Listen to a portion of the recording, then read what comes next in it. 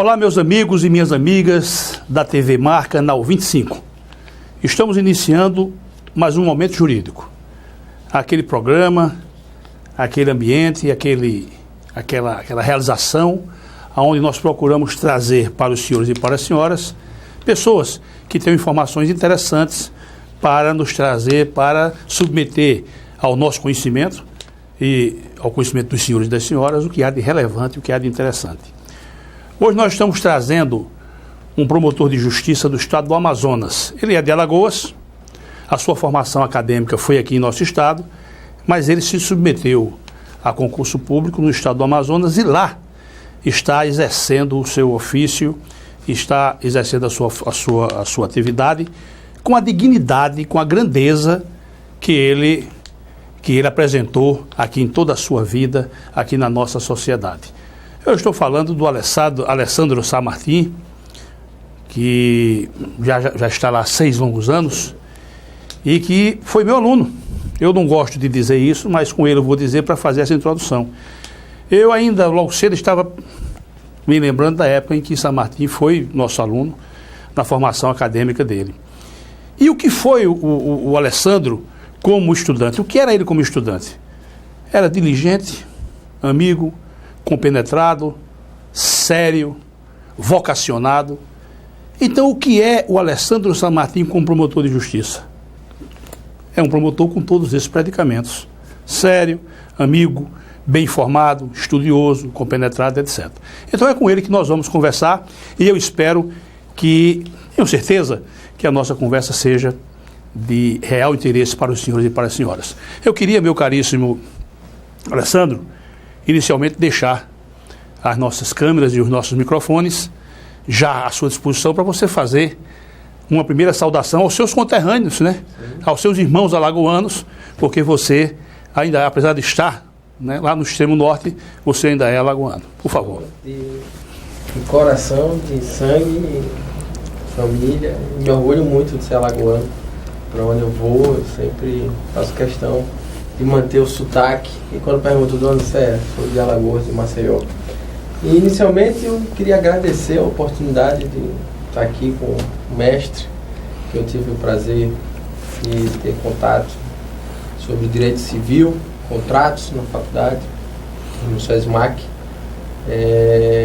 Sou alagoano, me formei em 2004, né?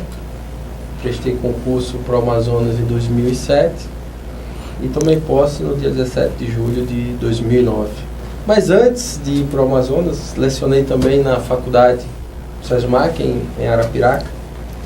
E, para minha felicidade, lá tem uma plaquinha que leva o meu nome de uma turma que se formou, porque eu tenho muito carinho naquela turma. E hoje estamos já há 6 anos no Amazonas, nessa luta que é o exercício do Ministério Público. E hoje estou aqui para conversar e debater sobre temas que envolvem... Bater esse papo, né?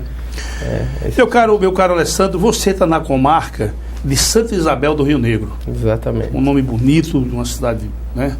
Nome belíssimo. Eu, inclusive, para conversar com você, claro, tive que fazer alguma pesquisa, alguma coisa, para não ficar... Alessandro, me fale inicialmente para os nossos telespectadores da sua comarca.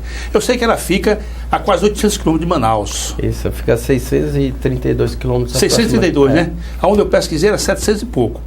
Mas isso é irrelevante. Me diga uma coisa, como é essa comarca, hein? É uma comarca que a gente chama lá de pequeno porte, apesar de que o Amazonas tem uma peculiaridade, né? Nós, apesar do estado ser grande, em termos territoriais, só são 62 municípios no interior. E aí Santa Isabel tem a peculiaridade de, em extensão territorial, ser maior ou do mesmo tamanho que o estado de Alagoas. E aí lá nós temos um fator interessante. Os interiores geralmente possuem interior do interior.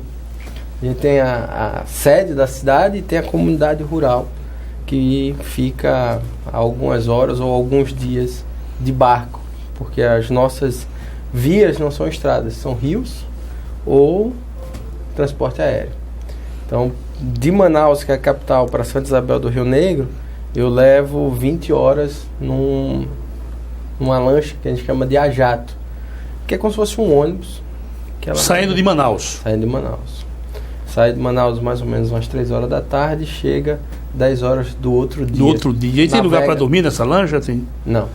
Tem restaurante? Tem... Não, tem a cozinha da lancha, mas não tem local para... Só por curiosidade, quanto é uma passagem dessa? R$350. E aí cada trecho. Sei, mas aí o Ministério Público banca isso aí? Não, o promotor que banca. É, né? Ô, Alessandro, me diga uma coisa. Mas tem avião também. Tem. Nessa comarca, inclusive, quando eu fui removido para ela, inicialmente tinha avião. Nós estamos colocando algumas imagens aí, viu?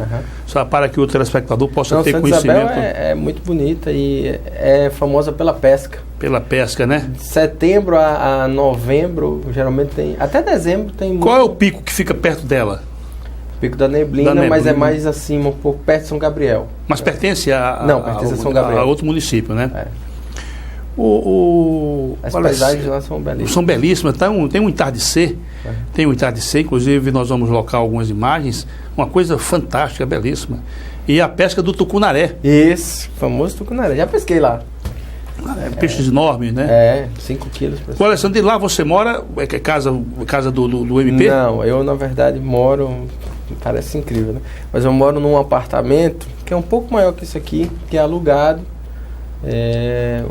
O MP não tem residência oficial, então eu pago o aluguel do apartamento.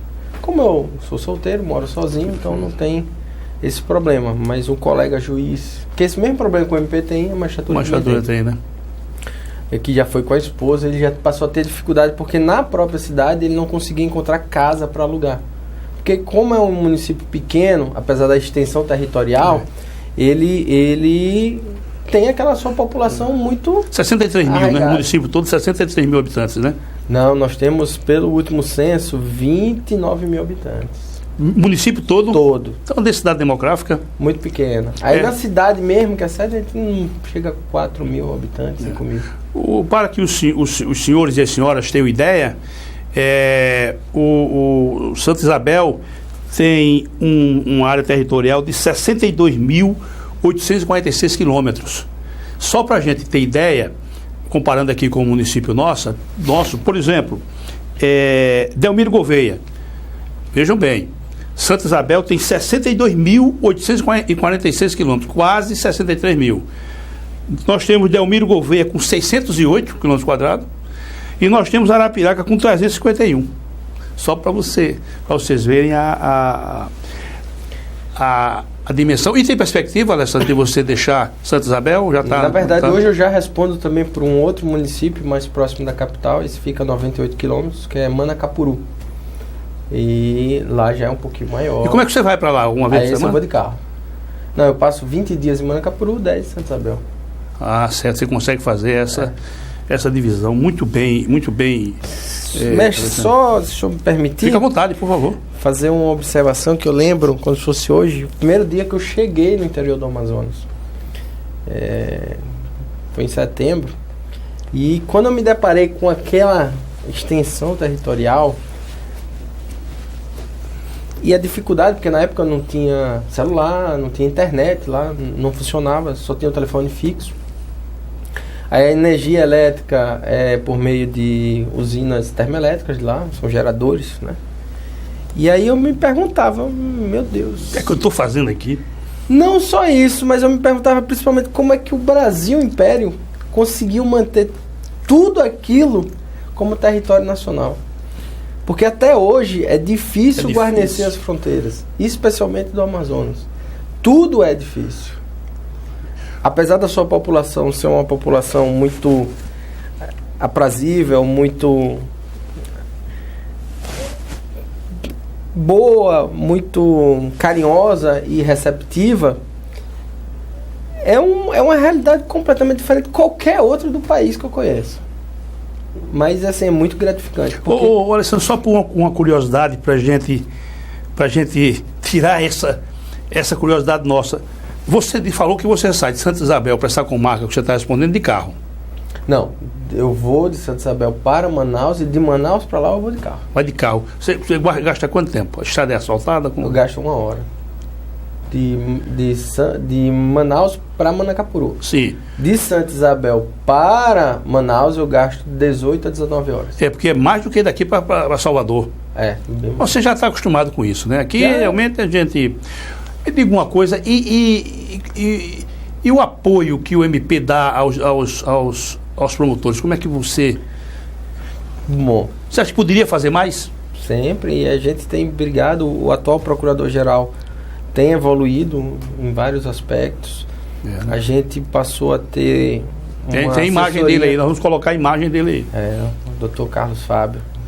Inclusive da posse dele. É boa gente? Gente boa, um promotor que chegou à administração muito respeitado, honesto e principalmente comprometido em melhorar a estrutura do Ministério Público. Né?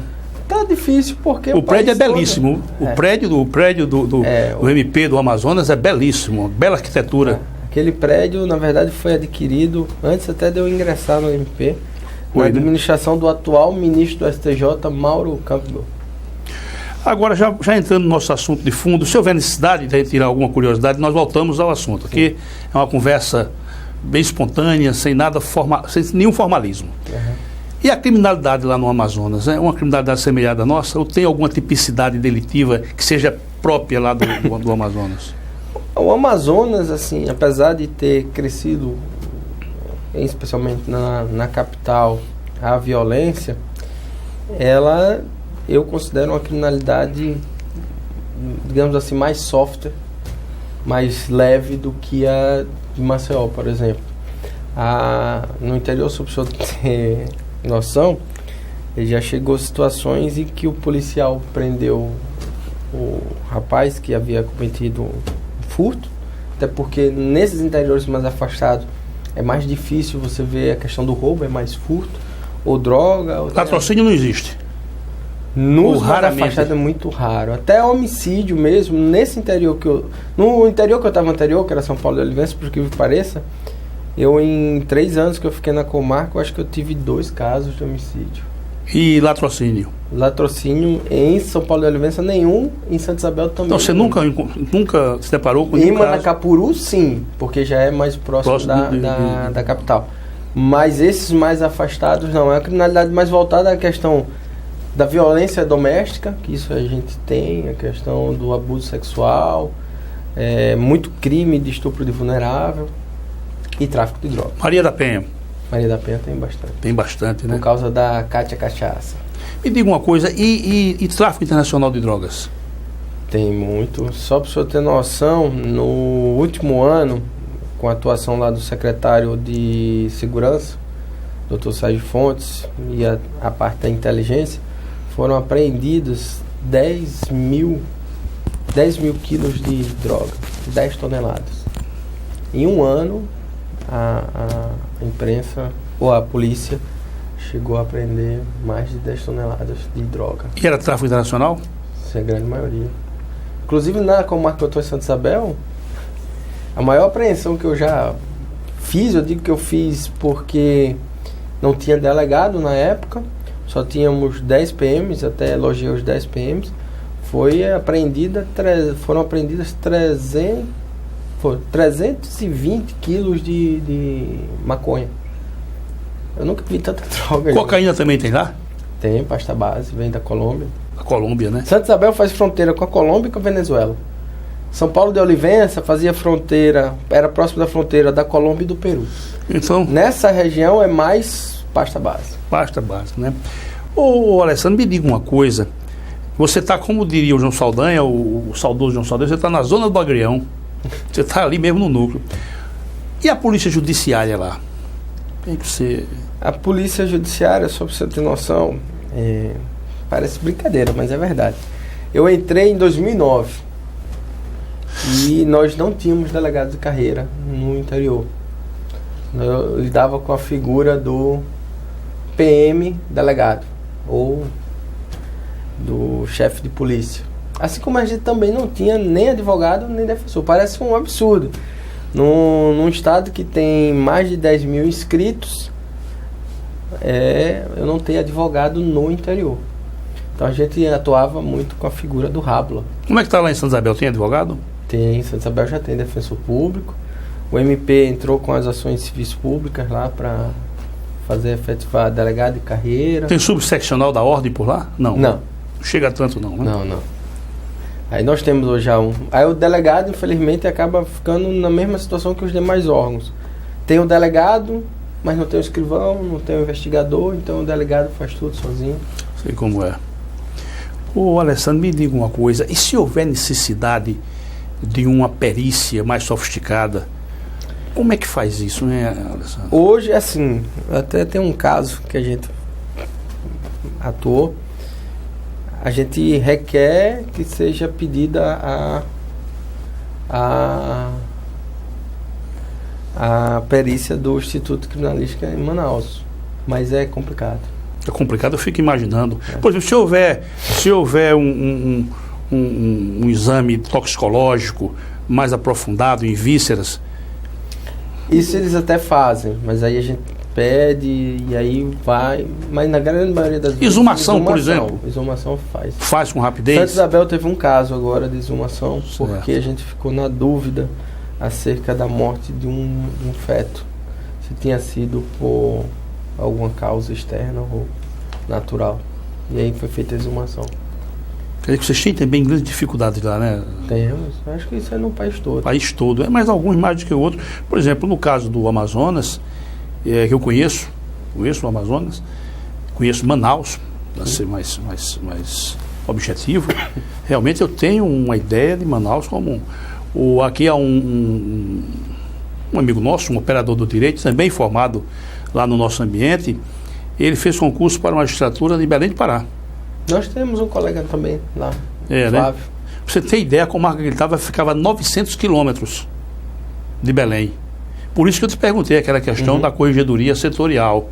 Sim. E interessante aqui, eu não vou declinar o nome, mas ele casou-se, eu fui quem celebrei o casamento dele, uma moça, até uma médica, e ele casou com ela, e aí na festa ali eu perguntei como é que vai ser. Ele disse que ela está terminando a residência médica. Mas eu pensei comigo, essa moça não vai suportar o batente, eu vou chamar de batente. E dito e feito, eu encontrei com ele depois, se separaram, tristemente separaram, porque ela foi para lá e não se adaptou de jeito nenhum. É difícil. É muito difícil. Agora me diga uma coisa, como é que está a questão também lá, que você sabe, como é que está a questão, por exemplo, da dinâmica do próprio Ministério Público como questão de comportamento? Tem algum problema lá com o promotor? Não, assim, nós temos casos lá, como todo Ministério Público. Todo ambiente tem. Profissional. Mas o MP, ele tem uma corregedoria que é muito, muito severa, e a grande maioria dos seus membros são pessoas de bem, realmente, respeitadas pela população e que vestem a camisa de verdade e se comprometem com a causa, sacrificam, até porque acho que em todo o país é assim, mas lá no Amazonas a gente tem essa peculiaridade que muitas das vezes, até porque a gente está evoluindo ainda nessa parte de estrutura, o Ministério Público é a pessoa física do promotor, então tudo é ele. Então nós temos na maioria das vezes algumas salas no Poder Judiciário, mas isso também está evoluindo, estão sendo construídas algumas sedes. Então a gente goza do respeito da população a partir do comportamento do promotor. Tem desvio de conduta com qualquer órgão, mas a grande, imensa maioria é comprometida com a causa. O Alessandro, me diga uma coisa, e a reciclagem do promotor? Porque é uma necessidade hoje, é uma exigência inclusive, né? Sim. Nós, por exemplo, fazemos cursos periodicamente, a ESMAL, cursos periódicos, aí esses cursos, aquela pontuação para efeito de promoção. Se você não fizer, você vai ficando para trás. Como é lá no Amazonas? Vocês têm cursos periódicos? Lá nós temos... Uma carga mínima de 40 horas? Sim, nós não temos a escola superior do Ministério Público, mas nós temos o centro de formação.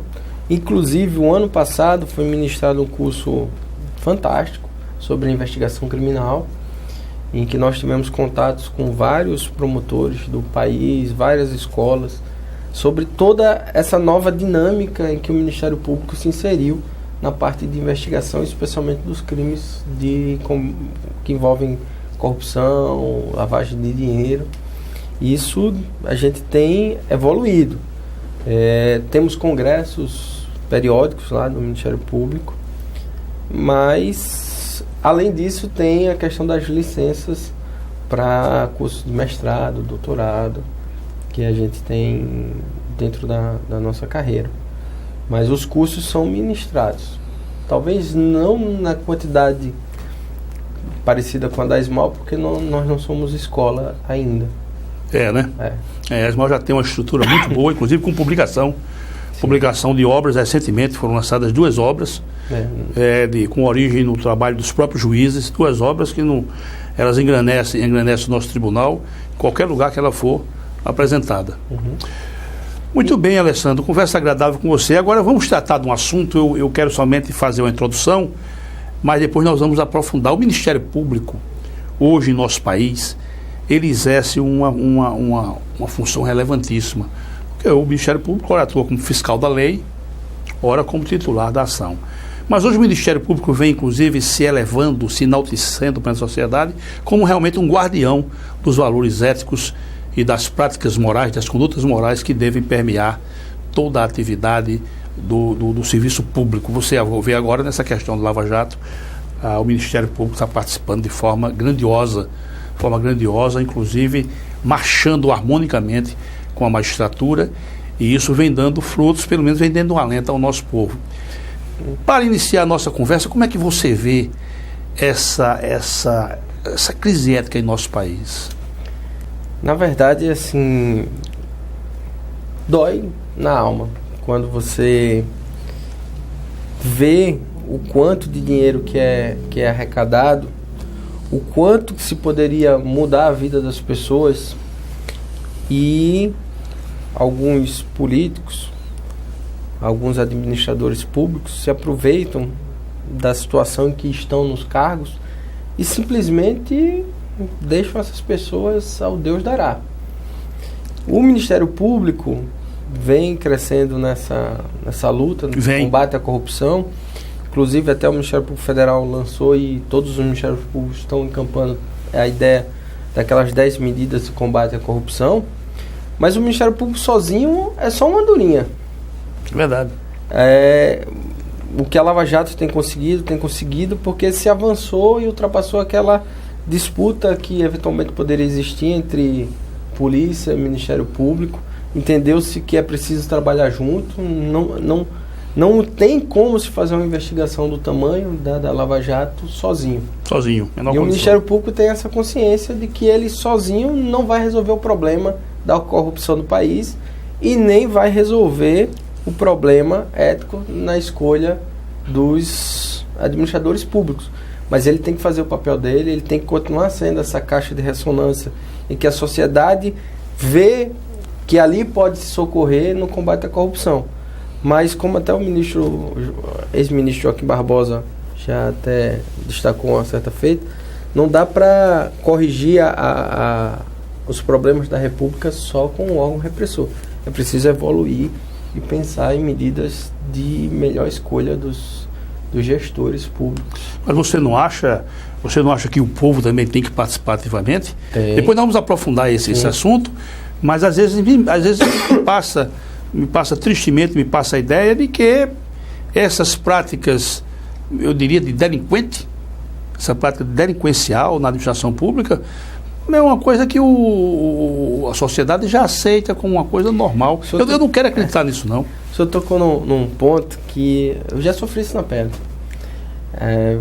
Em 2012, começou a valer a lei da ficha limpa, né? Exatamente. E todo mundo achou que o mundo ia mudar graças à lei da ficha limpa. E não mudou, porque a escolha dos políticos continua a mesma. E eu comecei a reparar, na cidade que eu estava fazendo a eleição, uma coisa muito interessante. Eu passei os 6 meses, 1 ano antes da eleição em si, recebendo todos os dias denúncias de pessoas contra o prefeito. Porque o prefeito isso, o prefeito aquilo, o prefeito aquilo. Veio o período eleitoral e eu não sei o que acontece com as pessoas. Talvez a obrigatoriedade do voto transforme tudo aquilo num grande negócio, que essas mesmas pessoas que iam reclamar do prefeito estavam 2 horas da tarde, num calor de quase 40 graus, descalços no asfalto, andando pela cidade com as bandeiras de apoio àquele mesmo prefeito que ele era contra. Você viu isso, né? Eu vi. Então, assim, isso leva você a pensar assim, o que é que eu estou fazendo? É uma coisa desalentadora, né? Essa que é a expressão. Então, talvez se a gente evoluísse para acabar com a obrigatoriedade do voto, esse comércio você acha? Mais. Sim? Você não acha que a educação também, a informação do povo, de forma maciça, você não acha que isso surtiria algum efeito, não? Surtiria, mas para eu conseguir, do jeito que está hoje, com essa obrigatoriedade de voto, é muito difícil, porque ninguém quer mudar, ninguém quer evoluir a parte...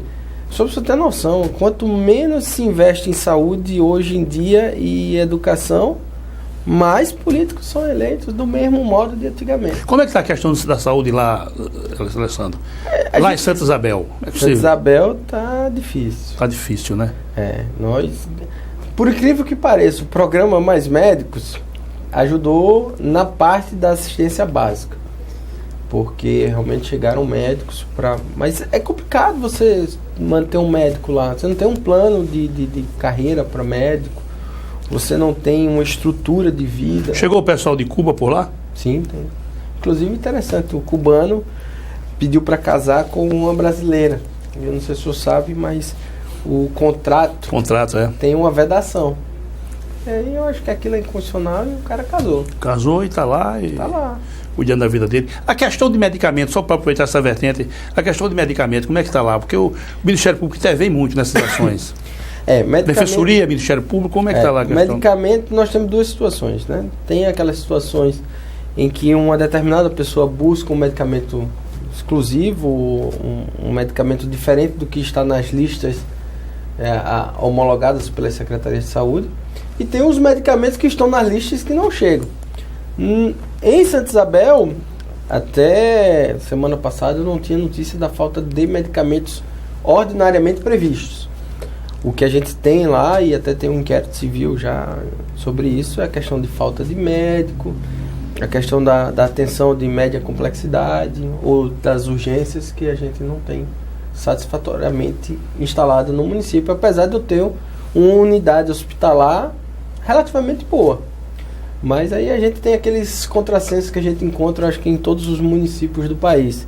Você tem um centro cirúrgico, mas não tem um monitor cardíaco, não tem um respirador artificial, não tem o desfibrilador. Nós vamos fazer o nosso intervalo, mas antes de fazer o intervalo, nós vamos entrevistar aqui o Eduardo Dantas, que é uma celebridade em direito médico, tanto na parte de erro médico, como na parte de saúde pública. Meu amigo. Eu conheço o Eduardo Dantas. Ele já andou por lá fazendo alguma palestra? Não, na verdade, eu fui estagiário no Monte Soares, na época em que ele era... No antigo Monte Soares, no escritório em que ele era... Um grande profissional. Inclusive, ele hoje é professor visitante da Faculdade de Medicina da Ucrânia. Sim. Ele vai estar conosco aqui, eu acho que dia 19. Não, a sua idade. Dia 29, ele está vindo de Lisboa e eu já agendei com ele na agenda dele. A agenda dele é altamente requisitada, mas já agendei com ele, faz nossa amizade, para ele bater um papo conosco aqui. Mas ele dizia que o problema é justamente esse. Você compra, por exemplo, um tomógrafo, mas aí não tem um local onde colocar. Não existe o que se chama de um sequenciamento lógico, racional. Tem 2 tomógrafos na caixa. Pois é. Aí você compra o tomógrafo, mas não tem um local onde acomodar aquele aparelho sofisticado. Quando você tem o tomógrafo e tem o aparelho sofisticado, não falta o técnico. E por aí vai. Não tem um profissional próprio para utilizar. E fica essa coisa, então é uma questão de gestão. Uma questão de gestão. Mas, meu caríssimo Alessandro, nós vamos fazer uma pausa, um breve intervalo. E quero pedir aos senhores telespectadores, meus amigos, a razão de ser dessa nossa conversa aqui, que aguardem só um minutinho que nós voltamos na sequência. Até daqui a pouco.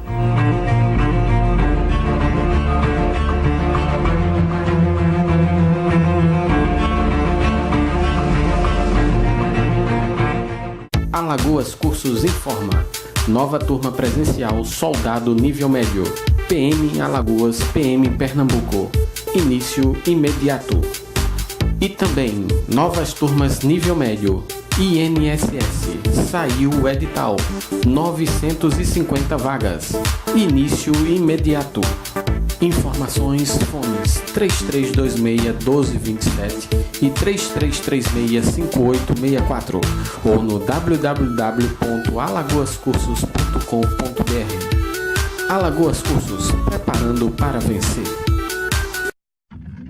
A CL Investimentos é uma empresa que trabalha com imóveis próprios. Quando precisar locar ou comprar um imóvel, procure a CL Investimentos. Aqui só locamos e vendemos imóveis próprios. Por isso, damos garantia de um investimento seguro. ACL Investimentos, Rua Durval Guimarães, Edifício Leonardo da Vinci, Ponta Verde. Fone 3327-3911.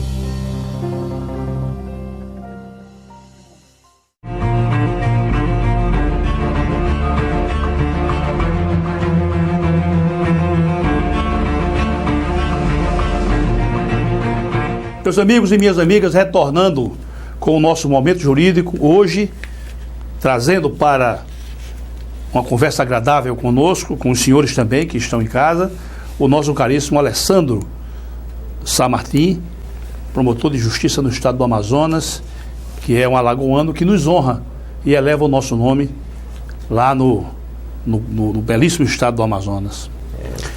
Alessandro, dessa conversa nossa, você vai retornar daqui a pouco, né? Daqui a pouco. Daqui a pouco você vai retornar. Como é que vai ser isso? Você pega o avião aqui e vai para onde? Tem várias possibilidades, mas a que eu uso mais comumente é Maceió, São Paulo, Manaus. Quantas horas de viagem, São Paulo, Manaus? Com as paradas, as conexões, dá aproximadamente... O mais rápido dá 9 horas. 9 horas de viagem. É mais perto ir para Miami. É mais perto você ir para Portugal. 7 horas. 7 horas. O Alessandro, voltando aqui à nossa temática, eu há muitos anos atrás, acho que no curso da faculdade ainda, eu li 3 obras interessantes que me marcaram profundamente. E eu quero ouvir sua opinião. Uma do Thomas Skidmore, que é um brasilianista norte-americano, mas que vive aqui entre nós. Ele sabe mais do Brasil do que muitos brasileiros. Uma obra do pai do Chico Buarque de Holanda, do Sérgio Buarque de Holanda, chamada Raízes do Brasil. E uma do Caio Prado, Formação do Povo Brasileiro, salvo engano. A do pai do Chico Buarque, é inclusive a tese de doutorado dele, onde foi lançada em 1936. Belíssima obra. Tem acabado de nascer. Não, 36. Eu sei. E é uma obra que até hoje você pode ler. Então, se você quiser entender um pouco o nosso país. Alessandro, você não acha que o nosso Brasil, ele já nasceu, eu uso uma expressão, e o telespectador vai entender isso. Nesses estudos que eu empreendi, tristemente eu chego à conclusão que o Brasil, ele já nasceu sem que as pessoas amassem ele. O português veio aqui somente explorar, não teve a preocupação de construir um país, uma sociedade, uma civilização forte. Era só tirar nossas riquezas e entregar para a Inglaterra. Veja bem, tanto é que no livro do Thomas Skidmore ele dá uma informação interessante para todos nós. Eu não sei se você sabe disso, não sei se nossos telespectadores detêm essa informação, mas 308 anos depois do descobrimento do Brasil, e isso é triste, 308 anos depois que o Brasil foi descoberto, quer dizer, 3 séculos e 8 anos, Portugal só tinha tido a preocupação de ocupar 5% do território nacional. Só a margem aí do litoral e feita alguma incursãozinha, no caso de Minas Gerais, porque havia ouro. Isso não é triste, Alessandro? É triste, mas assim, divergindo um pouco. Pode, pois não. Eu me sinto brasileiro, mas com muito orgulho. Sim, de ter muita raiva quando eu vejo esse rio de corrupção que sangra o meu país. Nós vamos aprofundar. Eu estou pegando lá na origem. Então veja bem, já na origem, o Brasil não foi um país querido, essa que é a expressão. Eu vou te dar um outro dado. Em meados do século XVII, vou dar essa informação, em meados do século XVII, para os nossos telespectadores, Salvador era uma cidade mais adiantada do que Nova York. Manaus, na época da borracha. A borracha?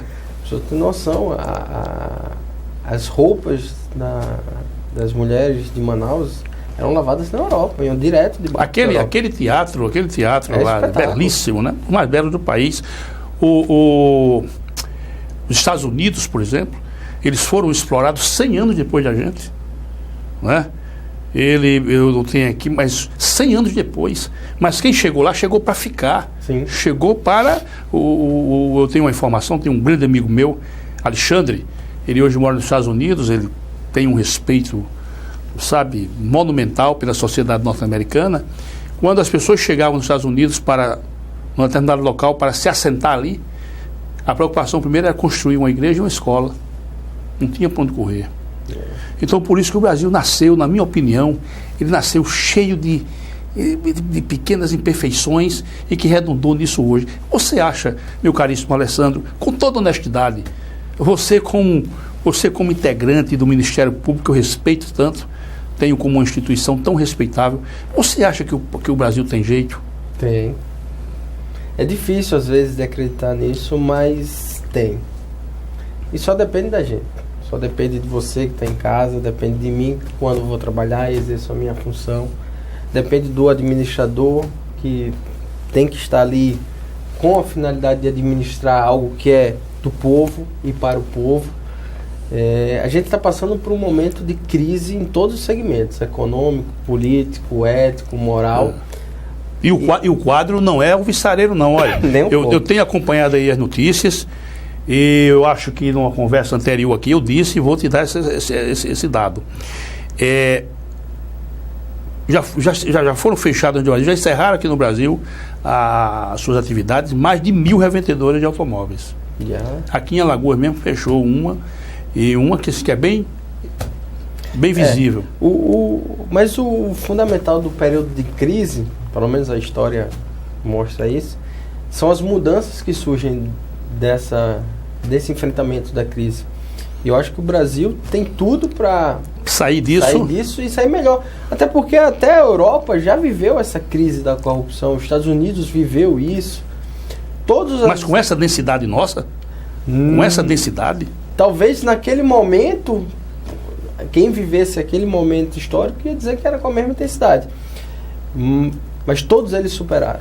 Agora é preciso que os homens de bem assumam a responsabilidade de serem de bem. Porque o que mais assusta não é a ousadia ou a capacidade da pessoa que é delinquente. É o silêncio do bom. Verdade. E a gente vê muito isso na política. Tem muita gente que diz assim, você é muito bom para participar da política. Mas se os bons não ocuparem o espaço dentro da política, é óbvio que só os maus vão ocupar. Então a gente precisa evoluir essa ideia, precisa resgatar as pessoas de bem para ocuparem os lugares certos. E a partir daí a gente começar a enfrentar toda essa lama que está derramada pelo país inteiro. Ô Alessandro, só um comentário seu, é muito importante, você é um elemento diferenciado na nossa sociedade, promotor de justiça, uma atividade nobilitante.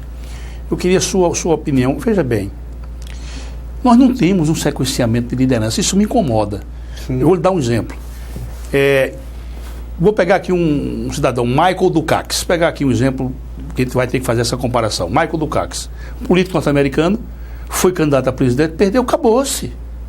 Acabou. Você vê, por exemplo, George Bush, acabou o mandato dele, acabou-se, não tem. Aqui há uma reiteração, não há espaço para ninguém. A gente envelhece vendo essa mesma turma, esse mesmo pessoal. Você não vê uma liderança nova, você não vê uma pessoa que empolgue. A que você atribui isso? Na verdade, o nosso sistema eleitoral e político precisa, evidentemente, de uma reforma. Até porque, apesar de nosso sistema ser construído em agremiações, partidos políticos, e até se dizer que não existe democracia ou exercício da política fora dos partidos, é evidente que ninguém, tirando acho que alguns segmentos mais digamos assim, mais ligados a determinados partidos, que você tem me fugiu a palavra, tem um pessoal mais radical, você geralmente escolhe a pessoa. Ninguém vota no governador fulano porque ele é do partido. A exceção, talvez, acho que da presidência da República, porque o antecessor tinha dito que elegeria qualquer um, até um poste. Então, assim, a regra no Brasil sempre foi a escolha de pessoas. E aí a gente sofre com esse problema.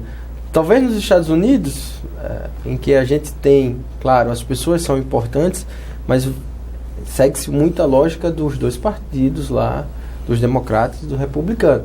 Aqui no Brasil a gente tem mais sigla de partido político do que de time de futebol. Então, hoje em dia, o próprio Delcídio do Amaral, que foi preso recentemente, é do... Ele está encarcerado ainda. Tá, do Partido dos Trabalhadores, mas já foi do PSDB. Foi. Então, essa identidade com a legenda não se tem no Brasil. Então, você escolhe pessoas. Mas o nosso sistema político é todo eleitoral voltado para a ideia... Alessandro, você não acha que esses planos sociais de auxílio, tipo Bolsa Família, isso não tem que ser periódico? Por exemplo, nos Estados Unidos, existem também planos de auxílio social, mas aqui é um determinado momento, depois encerra. Tudo... E isso aqui, por exemplo, o Bolsa Família vai terminar quando isso? Dia de São Nunca, sábado à tarde. Pois é, isso aí eu acho que é uma forma de você direcionar, de você restringir até a vontade do eleitor.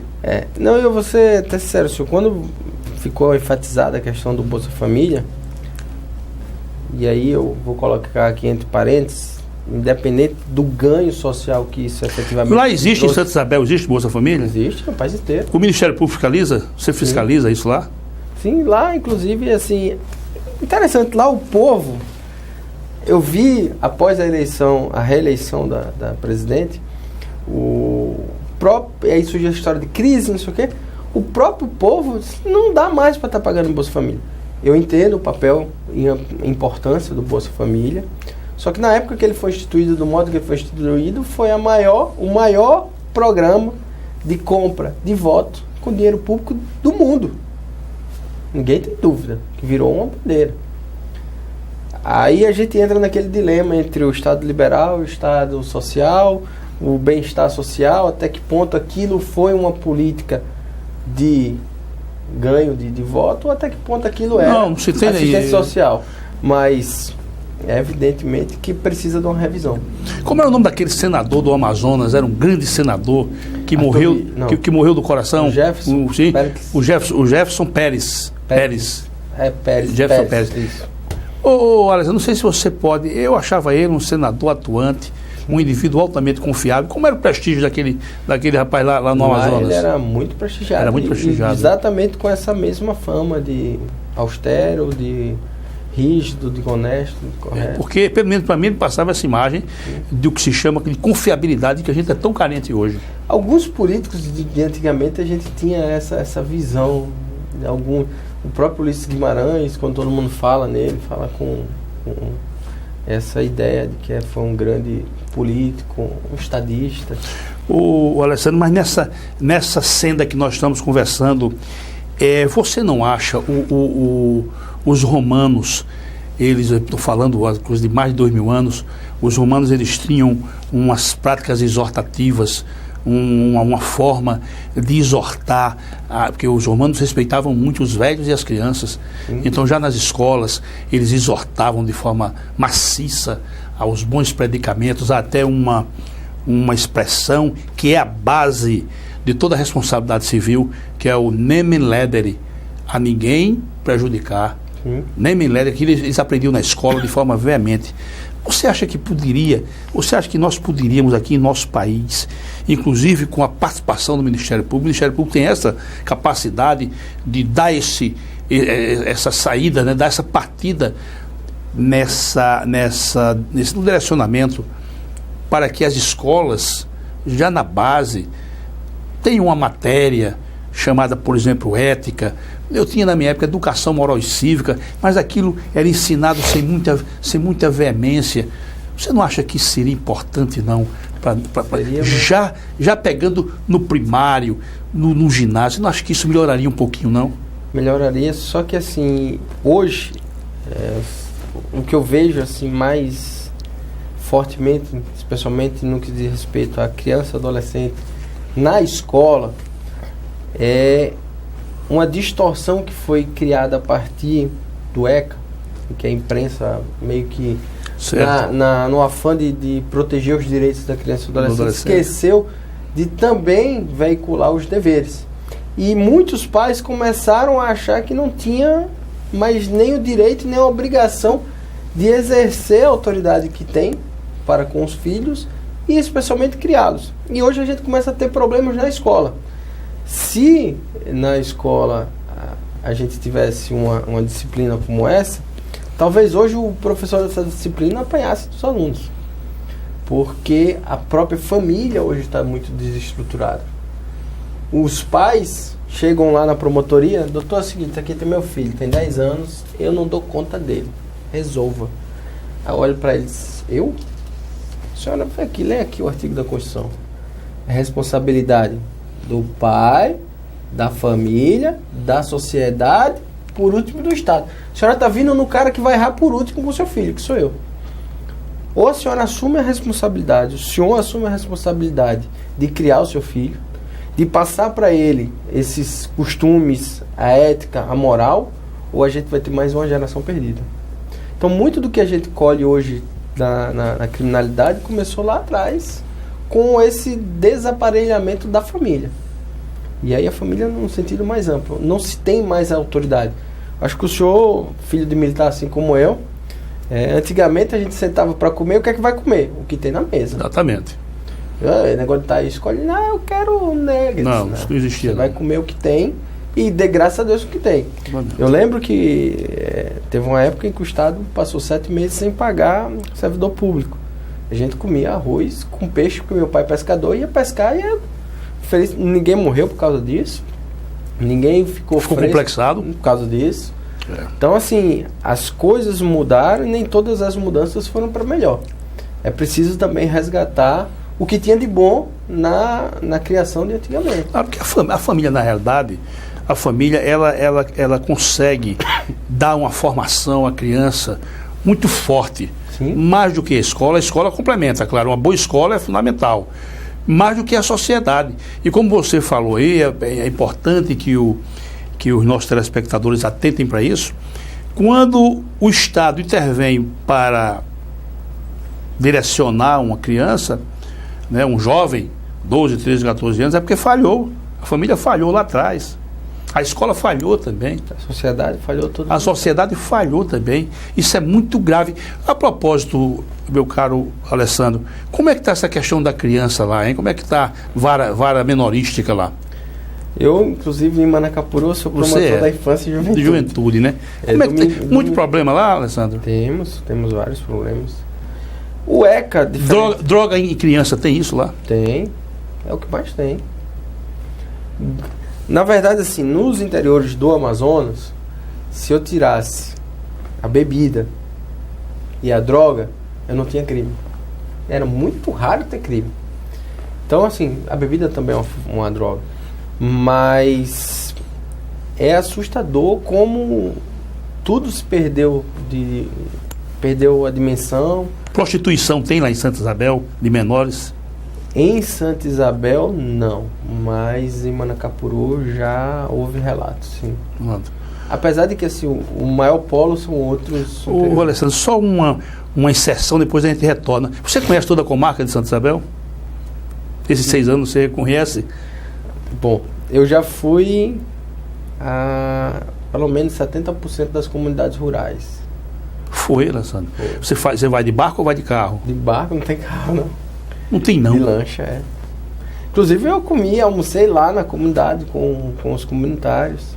Inclusive, eu tinha um projeto, mas aí mudou o juiz, para a gente instalar uma justiça itinerante nas comunidades rurais. Para a gente tentar levar justamente para a comunidade essa ideia de que existe o juiz, que existe o promotor, que as questões são resolvidas pela justiça, serem resolvidas lá para as crianças verem também. Olha, Alessandro, eu sei que eu lhe conheço, você foi nosso aluno, você se engaja, você é o que eu posso chamar de um vibrador, você se emociona com a sua atividade. Eu pergunto, esses deslocamentos que você faz perante essa comarca, Custa mim. O MP não tem um aporte não financeiro? Não.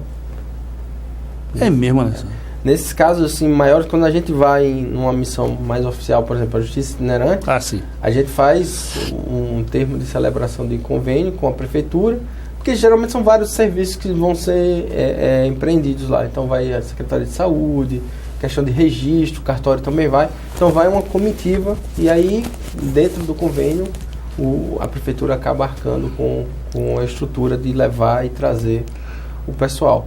Mas, já que o senhor falou nesse assunto, eu hoje vejo com muita certeza o seguinte: o promotor de justiça dos tempos modernos não pode ser o promotor de gabinete.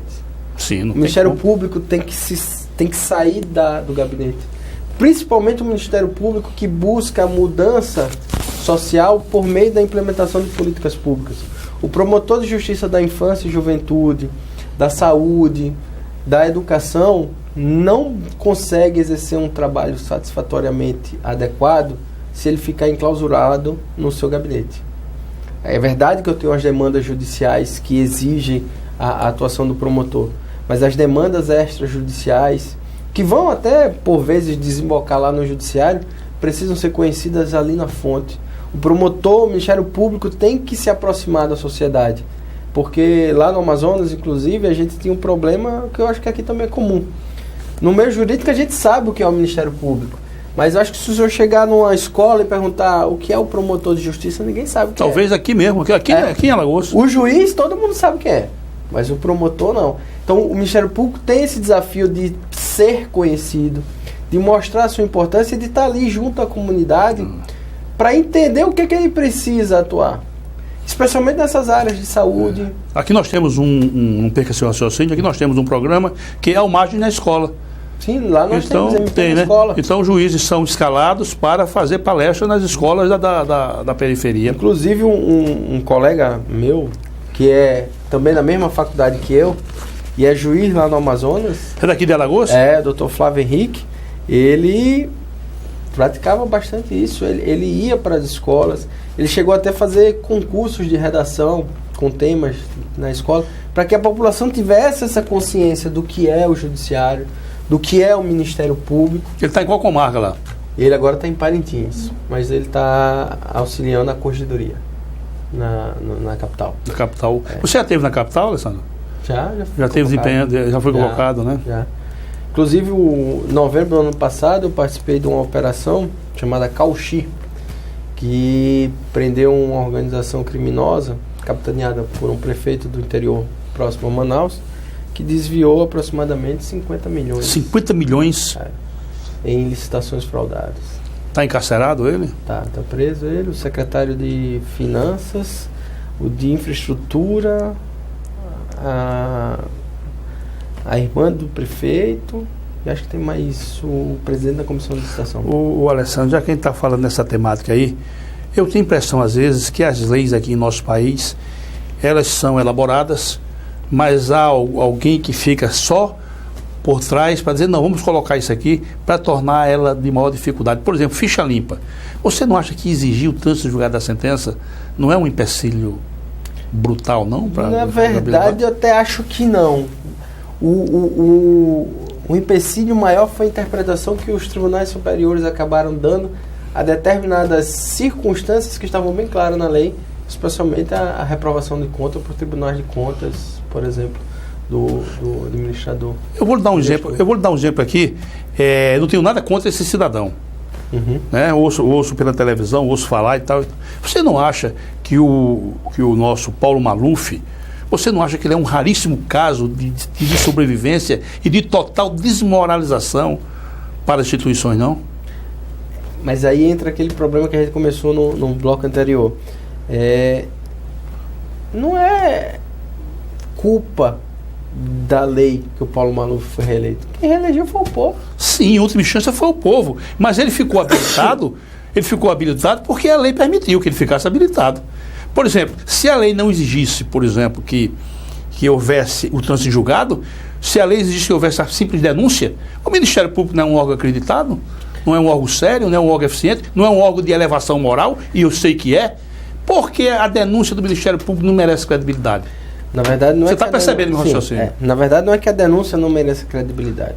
A denúncia ela é formulada com um juízo muito mais raso acerca da comprovação de um delito ou de um fato imputado ao réu, em que, naquele momento, se eu tenho indícios de autoria e materialidade, só que para condenação eu preciso um pouco mais. Mas veja bem, nesse campo que nós estamos vivendo, e considerando o momento que vive o país, eu acho que um indício singelo, já seria suficiente para inabilitar o indivíduo. Eu particularmente... Você não navega nesse sentido não, né? Eu entendo que quem tem que fazer o juízo nesse ponto é o povo, é o eleitor. A partir do momento que eu judicializo demais a eleição, ou a escolha por meio do voto, eu acabo prejudicando o sistema. Eu acho que o povo, quem que não conhecia quem era Maluf? Quem que não sabia que ele tinha milhares de processos? Alessandro, deixa eu te dar só um exemplo. Eu não sei se o telespectador vai entender onde eu quero chegar, e não sei se você vai entender também. Vou pegar aqui um exemplo de que certas situações são autorizadoras de determinadas posições. Por exemplo, na Itália, se há um acidente de veículo e alguém se fere, não importa como, há ferimento, então a pessoa já está suspensa de dirigir até o final do processo. Está percebendo, né? Sim. Eu tenho um caso de um amigo nosso, que a filha dele atropelou um motociclista, e imediatamente a carteira dela foi retirada e ela só volta a dirigir quando for julgada e tal. Aí eu digo, é aquele caso do político. Se há um procedimento inquisitorial, pare bem, se há um procedimento inquisitorial que é apuração, e essa apuração leva a um indício de que é uma responsabilidade daquele cidadão, e ele quer pleitear um cargo público, devido à grandeza, à seriedade e o atual estado de coisas do nosso país, você vai com todas as venhas, meu caríssimo Alessandro, de discordar de você, o senhor está inabilitado.